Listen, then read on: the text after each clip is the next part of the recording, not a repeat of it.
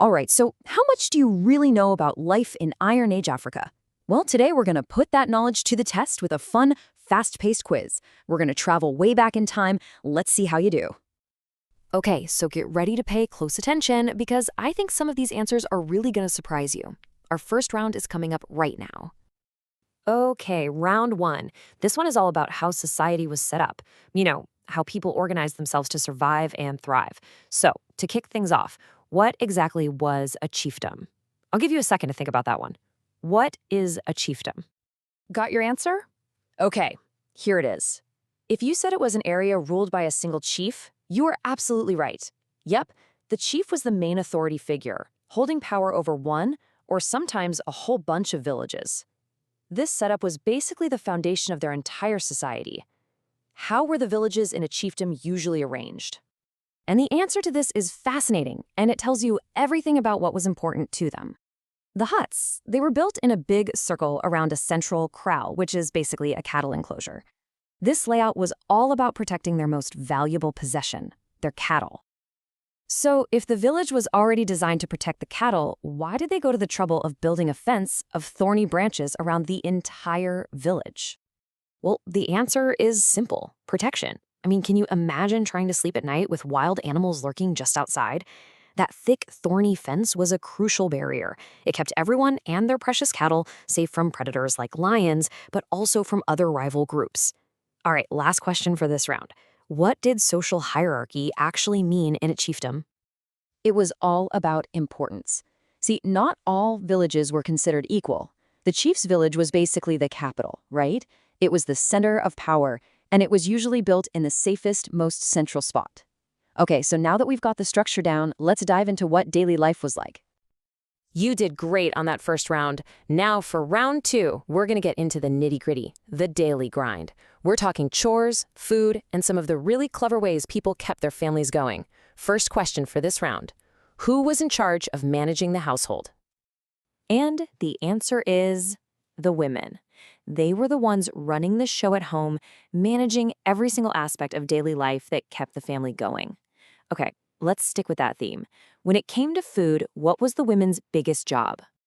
And this was a massive responsibility. We're talking about the food security for the whole family. Their survival literally depended on the crops that the women planted and harvested.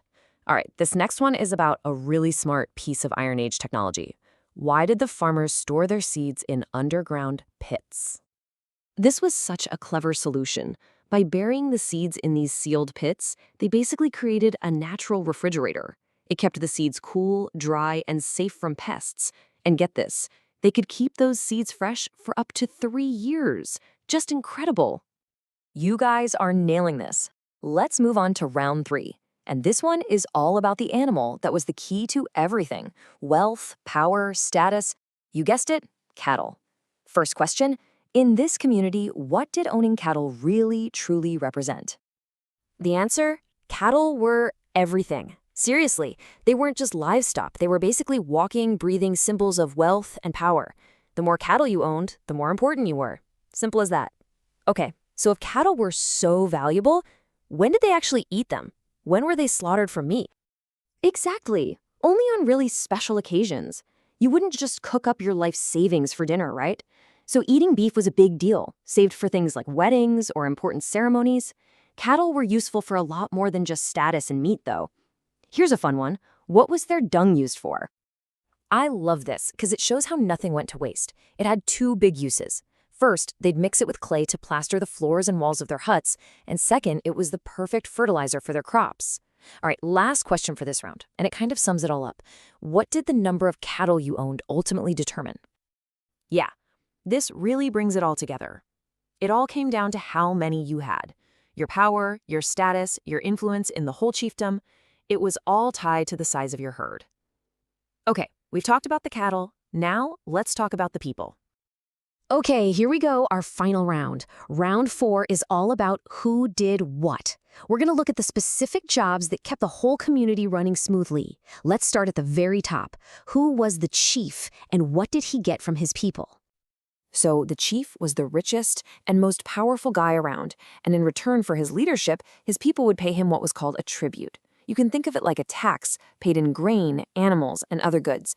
But, being chief wasn't just about getting rich. He had some really important jobs to do. Can you name one of the chief's main duties? Any of these would be a great answer. He was kind of like a CEO and a social safety net all in one. He decided how land was divided up, he controlled the emergency food supply, and he had to take care of people who were struggling, like widows or the poor, especially during a famine. So the chief handled the big picture stuff. What about everybody else? Let's talk about the men. Besides hunting, what's another task that the men performed? The men were the skilled craftspeople and the builders. They did things like smelt iron to make tools and weapons. They carved wood and they built the huts. Okay, now for the women. We already know they were farmers, but what's one other task they were responsible for? And wow, the women's work was never done. They did so much. They brewed beer, they made pottery, they cooked and stored food, and they had the daily chores of fetching wood and water. Just incredible. All right, here it is, the very last question of the entire quiz. What was the role of the boys in the village? From a really young age, boys had two super important jobs. First, they looked after the cattle, which, as we know, was the community's wealth. And second, they had to learn how to fight so they could grow up to be warriors and protect everyone. And that's it. You made it through the quiz. Amazing work. So after all of that, what are the big ideas we should take away from this? Okay, if you remember just 3 things from today, let it be these. First, society was organized into these things called chiefdoms, with a chief in charge. Second, cattle were everything. They were the #1 symbol of wealth and power. And third, everybody in the community had an important job to do. Everyone. And that just leaves us with one final thought. When you think about how their lives were so connected to the land, how close their communities were, and all those daily chores, what do you think is the biggest difference between their life and your life today? Something to think about. Thanks so much for joining me for this explainer.